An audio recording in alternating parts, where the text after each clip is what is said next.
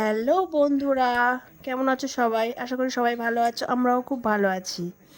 তো দেখো, আজকে পুচুর জন্য একটা খাবার বানিয়েছি। কারণ পুচু না কিছু খেতে চায় না, তার জন্য পুচুর জন্য সুজি আর সবজি দিয়ে একটা খাবার বানিয়েছি।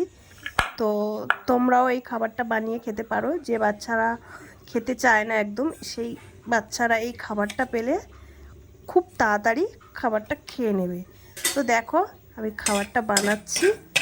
তো প্রথমে আমি কড়াইতে 2 চামচ পরিমাণ সুজি নিয়েছি।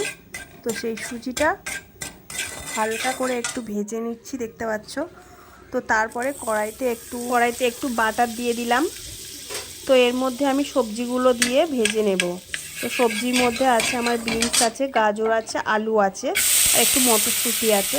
তো এখন শীতকাল মানেই নতুন নতুন অনেক রকম সবজি দিয়ে, যেমন সবজি দিয়ে বানাতে পারো। তো আমার ঘরে এই সবজিটাই ছিল, তো এটা দিয়েই আমি বানিয়েছি। তো এটা না হালকা করে ভেজে নিতে হবে, কারণ সবজির যে কাঁচা গন্ধটা যাতে না থাকে। তো আমি এর মধ্যে একটু নুন আর একটু হলুদ দিয়ে দিলাম, দিয়ে এটা ভেজে নিচ্ছি।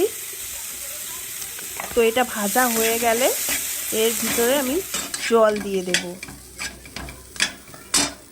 সবজিটা সিদ্ধ হওয়ার জন্য জল দিয়ে দেব পরিমাণ মতো। তো তারপর না এটা আমি একটু নাড়তে থাকবো। নাড়ার পরে এটা আমি ঢাকনা দিয়ে ঢেকে দেব, 5-7 মিনিট রেখে দেবো হালকা আছে, কারণ 5-7 মিনিট না রাখলে সবজিটা একটু সেদ্ধ হবে না। তো তারপর দেখো, সবজিটা না সিদ্ধ হয়ে গেছে।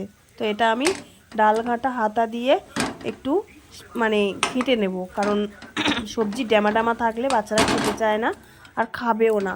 তো তার জন্য আমি একটু হাতা দিয়ে সবজিটাকে একটু ঘেঁটে নিচ্ছি, কারণ আমার পুচু মোটা খাবার একদমই খায় না। ও একটু পাতলা খাবার হলে খেতে চায়, তা না হলে খেতেই চায় না। তো তারপর দেখো, আমি সুজিটা দিয়ে দিলাম। সুজিটা দিলে খাবারটা আরও মোটা হয়ে যাবে। তো আমি ওর মধ্যে আরও একটু জল দেব। তো তোমাদের বাচ্চারা যদি মোটা খাবার খেতে পারে তাহলে ভালো, আর যদি না খেতে পারে তাহলে একটু জল দিয়ে পাতলা করে বানিয়ে নিও। তো দেখো, খাবারটা আমার হয়েই এসেছে প্রায়। আর একটু জল দিয়ে আমি পাতলা বানিয়ে নেবো, কারণ এটা একটু মোটা হয়ে গেছে, কুচু খাবে না এত মোটা। তো তোমরা এই খাবারটা বানিয়ে তোমাদের বাচ্চাদের খাইও, কেমন লাগলো আমাকে অবশ্যই কমেন্ট করে জানিও। আর ভিডিওটা ভালো লাগলে একটু লাইক, কমেন্ট, শেয়ার করে আমার চ্যানেলটিকে সাবস্ক্রাইব করে দিও।